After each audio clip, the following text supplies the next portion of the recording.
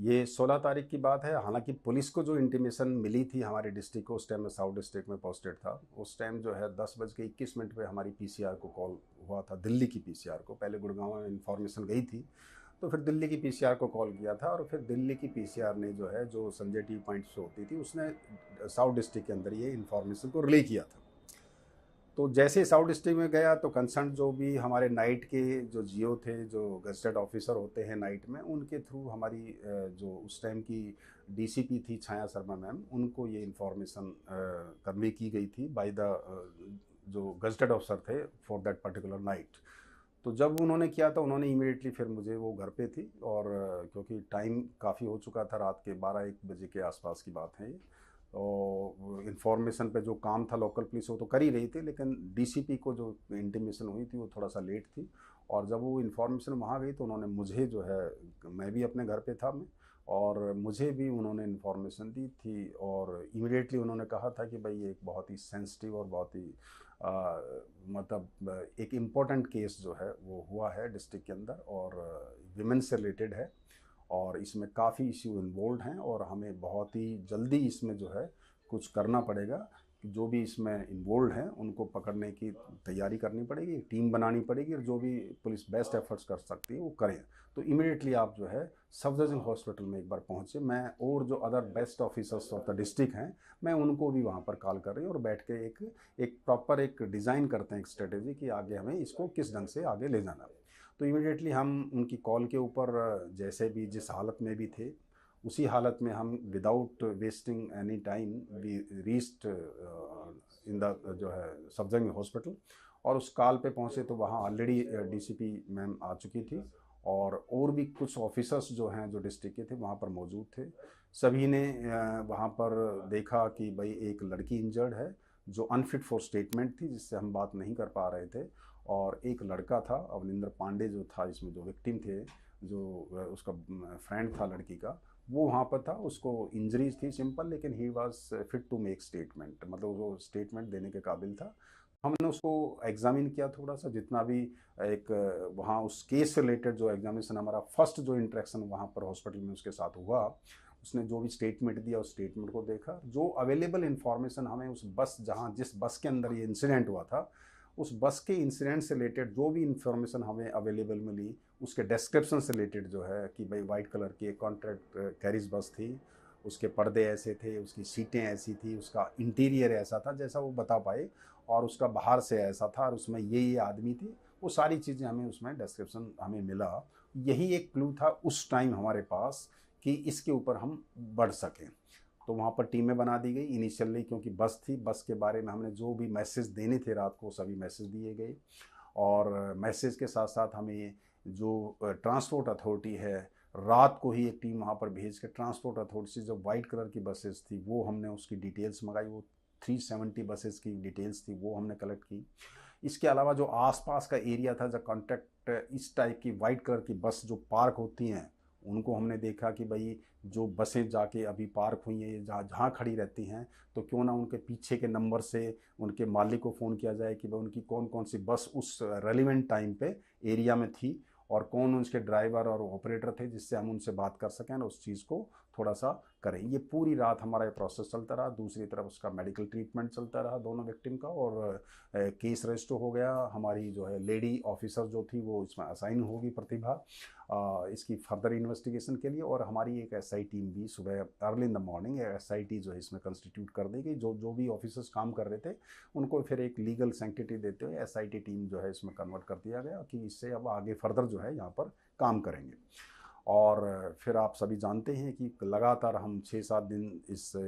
काम इस पे करते रहे, और हमने ये प्रोसेस 17 को स्टार्ट किया था, search of all the accuse person involve in the case. और वो हम 21 तारीख को शाम को 5 बजे तक हमने इसमें इन्वॉल्व जितने भी क्रिमिनल्स थे, वो इवन 6-7 स्टेट की सर्च ऑपरेशंस के बाद हमने अल्टीमेटली उनको अरेस्ट किया। और इस केस की फिर जितने भी एविडेंसेस थे, जो रिलेटेड एविडेंस, उनको सभी को, चाहे वो इलेक्ट्रॉनिक एविडेंस हो, चाहे मेडिकल एविडेंसेस हों, चाहे साइंटिफिक बेस्ड है, इस इन्वेस्टिगेशन को हमने बहुत ज़्यादा साइंटिफिक रखा है। तो बेसिकली हमने रिलाई किया कि साइंटिफिक एविडेंस के बेसिस पर रिलाई किया, और उससे रिलेटेड जो भी चीज़ें थी वो इसमें इकट्ठी की गई। और फिर बहुत ही जल्दी अगले जनवरी थर्ड जनवरी को हमने इसमें चार्जशीट भी हमने फाइल इसमें कर दी। ये बहुत इंपॉर्टेंट पॉइंट है कि जो इस केस का ब्रेक थ्रू जो हुआ वो बस से ही रिलेटेड था। कुछ इलेक्ट्रॉनिक एविडेंसेस जब हम डिफरेंट टीम बना के सर्च ऑपरेशन, क्योंकि ये लड़के और लड़की को दोनों को डंप किया गया था महिपालपुर के एरिया में, तो महिपालपुर के एरिया क्योंकि वही एक हमारे पास एक आइडेंटिफाइड लोकेशन थी जिसको हम सबसे पहले हम जो है जिस पे हम काम करना चाहते थे। तो वहाँ उसके अपोजिट साइड में वहाँ बहुत सारे जो हैं होटल्स हैं, जिन होटल्स में बहुत सारे जो है सीसीटीवी हर एक होटल में लगे हुए हैं। तो एक डेडिकेटेड टीम हमारी जो है स्पेशल स्टाफ की, उसको एसटीएफ और स्पेशल स्टाफ और डिफरेंट जो टीम का एक बना के एक लंबी टीम जिससे जल्दी से जल्दी काम हो सके, उसको हमने उस एरिया में छोड़ दिया कि सारे एरिया के जितने भी ये यहाँ पर अटेंडेंट हैं उनको एग्जामिन करें, और जो सीसीटीवी है उनको उस पर्टिकुलर टाइम जो था, जो इसका इंसिडेंट का टाइम जो अब हमें लगता था, उस टाइम के अनुसार उसको पूरी तरह से देखें, और हो सकता देखने के बाद क्लियर। तो वो हमारी जो स्ट्राइक जो हमारा प्लान था वो जो बड़ा सक्सेसफुल रहा, और हमें दिल्ली एयरपोर्ट एक होटल था वहाँ पर महिपालपुर के बिल्कुल पास, महिपालपुर फ्लाईओवर के बिल्कुल पास, उस के अंदर हमें 9:34 पर और 9:53 जो उस दिन 16 तारीख की रात की बात थी, 2 बार बस का मूवमेंट जो है, एक सस्पेक्टेड बस का मूवमेंट वहाँ से दिखाई दिया।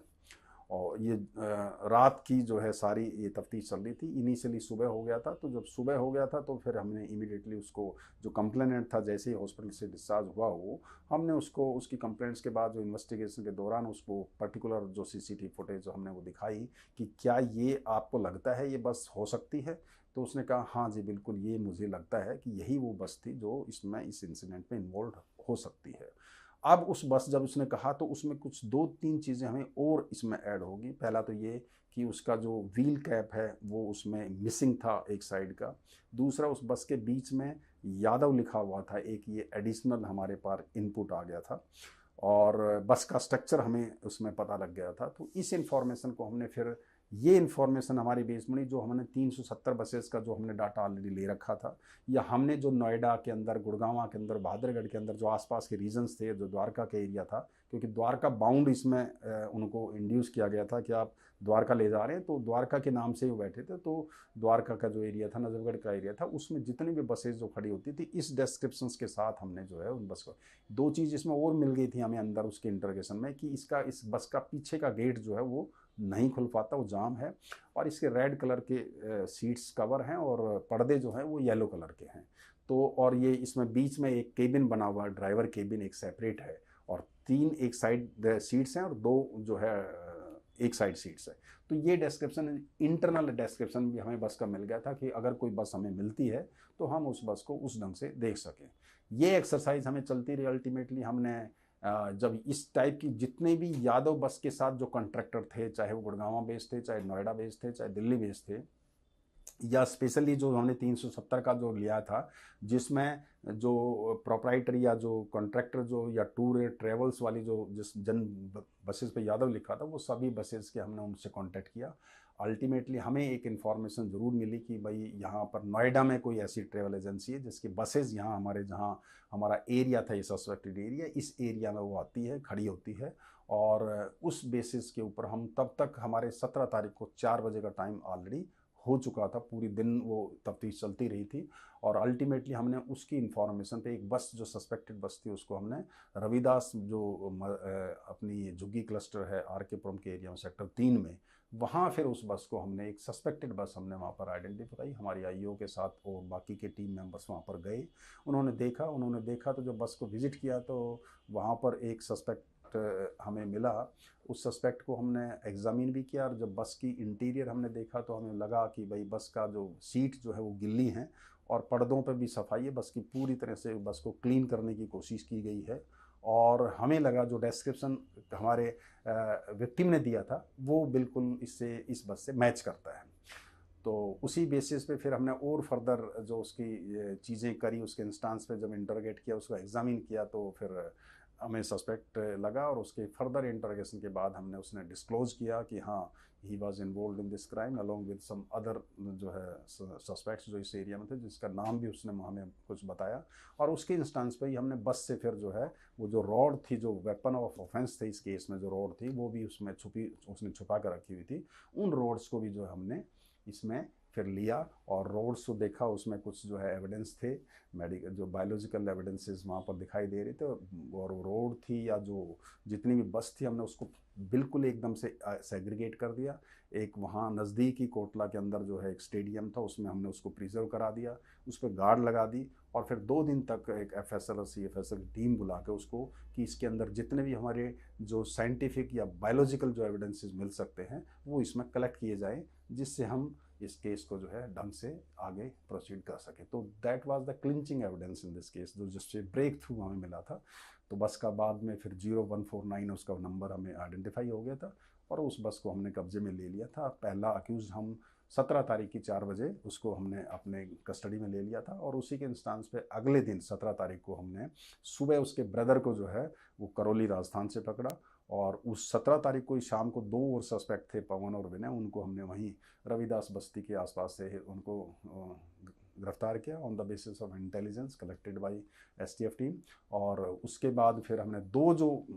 बचे हुए थे, एक माइनर था और एक जो है बिहार से था, तो औरंगाबाद से, वहाँ औरंगाबाद में एक हमारी साकेत पुलिस स्टेशन की टीम, एक सेपरेट टीम वहाँ पर भेजी गई थी जो वहीं कैंप कर रही थी। उसके बाद 16 तारीख से हमें 17 तारीख से जैसे ही उसके नाम पता लग गए थे, तो क्लीनर था उस बस के अंदर, तो उसका वहाँ का नेटिव प्लेस था, तो हमें लगा था कि नेटिव प्लेस में जा सकता है, तो हमने वहाँ ऑलरेडी एक टीम डिस्पैच करके वहाँ कैंप कराई हुई थी। तो उसने फिर 21 तारीख को वहाँ पर बिहार से उसको पकड़ के यहाँ पर लाए और माइनर को 21 तारीख को ही सुबह 7 बजे, माइनर्स के एफर्ट्स बहुत किए गए थे उसमें, वो लगातार 3-4 दिन तक एफर्ट्स करने के बाद हमें वो माइनर्स जो है वहाँ पर मयर बिहार के अंदर से सुबह 7 बजे वहाँ से उसको डिटेन किया और उसको सेपरेटली फिर डिटेन और चार्जशीट किया, उसको इंटरोगेशन एग्जामिन किया और उसके बाद उसकी सेपरेटली उसकी रिपोर्ट जो है उसमें जुवेनाइल जस्टिस बोर्ड के अंदर उसमें दाखिल की।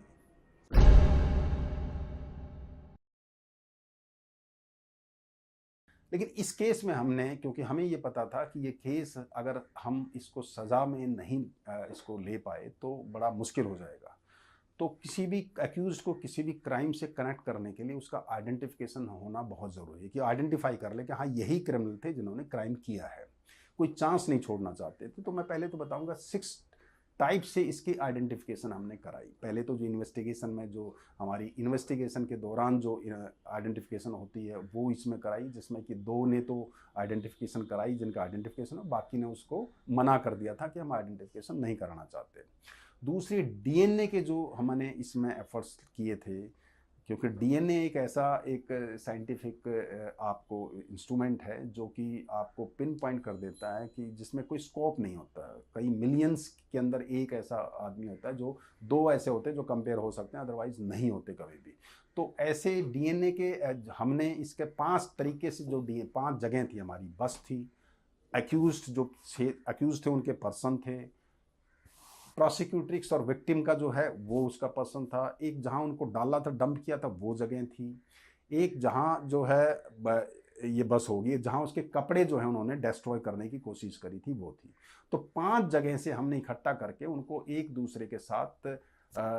मिलान किया, तो जिससे कि DNA हम 5 जगहों का जस्टिफाई कर सके। तो वो एक इसमें बड़ा खूबसूरत एक चीज़ थी। दूसरा ऐसा ही एक साइंटिफिक मेथड हमने और उस टाइम जो है आया था, जिससे इस केस से पहले कभी भी जो है कि डेंचर कास्ट करा के, क्योंकि इंजरी जो है वो काफ़ी थी उसकी बॉडी पे। निर्भया केस की इन्वेस्टिगेशन के दौरान बाकी तो जो साइंटिफिक इन्वेस्टिगेशन की गई थी वो तो ऑलरेडी अवेलेबल थी, लेकिन इसके साथ साथ हमने इस केस को और पुख्ता करने के लिए टीथ बाइट एग्जामिनेशंस की जो साइंस थी उसका भी इस्तेमाल किया गया था। पहली बार ये केस था हिंदुस्तान में जिसमें कि टीथ बाइट एग्जामिनेशंस का इस्तेमाल करके और इस साइंस का यूज़ करके हमने कुछ एविडेंस कलेक्ट किए थे, जो कि क्योंकि टीथ बाइट जो है एक मार्क्स, जो टीथ बाइट मार्क्स हैं हमेशा ऑलवेज यूनिक होते हैं और उसमें डिस्टिंक्टिव फीचर्स जो है उसमें आती हैं और उनका एक कंपैरिजन का एक स्ट्रक्चर अलग से क्रिएट होता है जो फॉरेंसिक साइंस लेबोरेटरी हमारी, तो उस चीज़ का इस्तेमाल करके इस केस के अंदर हमने धारवाड़ जो है कर्नाटका से जो लैब थी उसमें से इसका एग्जामिनेशन कराया और एग्जामिनेशंस के रिजल्ट्स हमारे लिए बड़े अच्छे रहे। उसमें दो जो हमारे सस्पेक्ट थे उन दोनों सस्पेक्ट्स का राम सिंह था और अक्षय, उन दोनों के जो टीथ बाइट के एग्जामिनेशन से आफ्टर कंपैरिजन वो मैच हुए और ये साइंटिफिक एविडेंस जो था उसको हमने इसमें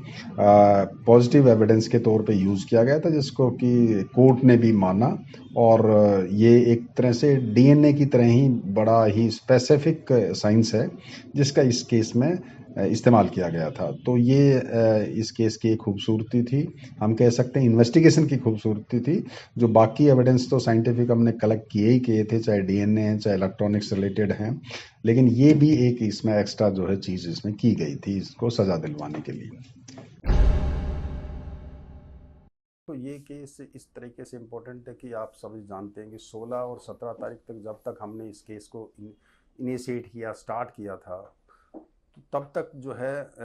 खासकर दिल्ली में या देश भी मीडिया के थ्रू इस केस के इंसिडेंट को जान चुका था और पब्लिक जो है वो रोड पे आ चुकी थी। हमारे लिए लॉ एंड ऑर्डर की प्रॉब्लम्स भी दिल्ली पुलिस के लिए बढ़ चुकी थी और हमारे कमिटमेंट उधर भी था कि अब हम लॉ ऑर्डर को देखना है।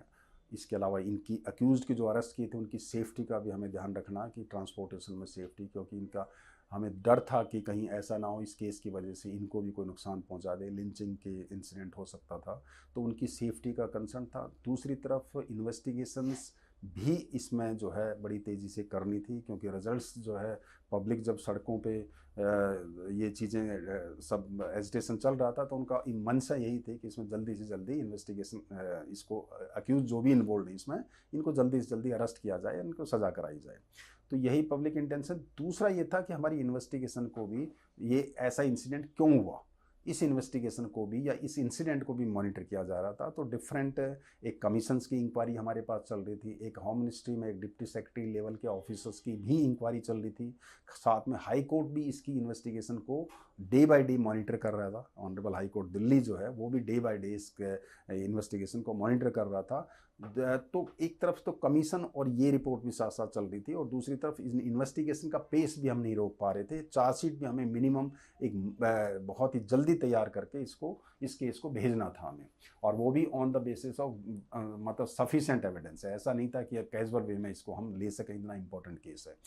तो ये था, तो मतलब अगेंस्ट ऑल ओड्स कह सकते हो। मीडिया अपने आप में था, पब्लिक ने हमारा गेट घेरा हुआ था, बाहर हम निकल नहीं सकते थे, पीछे पुलिस कॉलोनी थी उधर का भी गेट बंद था, चारों तरफ से। अब हम जब जैसे आए थे उस दिन रात को उसी सिचुएशंस में उन्हीं कपड़ों में लगातार हम 2-3 दिन तक उसी, मेरे ऑफिस था वहाँ एसटीएफ का ऑफिस फर्स्ट फ्लोर पे, उसी में हम वहाँ पर एक कन्फाइन हो गए और कन्फाइन होके बाद हम वहीं इन्वेस्टिगेशन करते रहे। लेकिन ये है कि ये एक केस जो है वो किसी एक आदमी की इन्वेस्टिगेशन का रिजल्ट नहीं है, ये एक पूरा ग्रुप ऑफ पुलिस ऑफिसर्स थे साउथ डिस्ट्रिक्ट के। और इसमें एक अच्छी बात यह है कि जो भी सीनियर हियरार्की थी इसके अंदर, हमारे चाहे डीसीपी हैं, एडिशनल डीसीपी हैं, हमारे जॉइंट सीपी थे उस टाइम के, स्पेशल सीपी, सीपी तक, इवन सीपी साहब भी और जो सीनियर रैंक थे वो भी एक एक मिनट की इंफॉर्मेशन उनके पास थी, क्या क्या प्रोग्रेस इस केस में हो रही वो इनके पास थी। इवन वो चार्जशीट तक को भी मॉनिटर कर रहे थे कि चार्जशीट में क्या क्या एविडेंसेस जो हैं इस केस में कलेक्ट किए गए हैं, उनको कैसे अप्रिशिएट किया जाएगा, कैसे उनको कोर्ट में प्रेजेंट करना है चार्जशीट के अंदर। वो इतने माइन्यूटली इस केस को देखा जा रहा था बाय द सीनियर जो है हियरार्की। तो ऐसा नहीं है कि इसमें किसी एक आदमी का इन्वॉल्वमेंट था, एक पूरा ग्रुप ऑफ पुलिस ऑफिसर्स, क्योंकि वो उस टाइम वक्त की डिमांड थी। जब हम दिल्ली पुलिस को एक रिजल्ट देना था पब्लिक को, पब्लिक जो है सड़कों पे थी, वो चाहती थी कि दिल्ली पुलिस से अपना बेस्ट डिलीवर करे, और जब बेस्ट डिलीवर करना था तो एक टीम को, एक बढ़िया टीम अगर होगी और वो डिलीवर टाइम भी करेगी तभी उसका अप्रिसिएशन पुलिस की वर्किंग को मिल सकता था उस गिवन टाइम में। इंसिडेंट तो ऑलरेडी हो चुका था, उसके मेरिट्स डिमेरिट्स वो तो एक सेपरेट इशू था, वो जो डील किया जा रहा था। लेकिन जो होने के बाद जो था, अब पुलिस का दूसरा काम था कि अच्छी इन्वेस्टिगेशन करके इनको सज़ा दिलवाए। तो उस केस पे, उस चीज़ पे हमारा ज़्यादा फोकस था उस टाइम।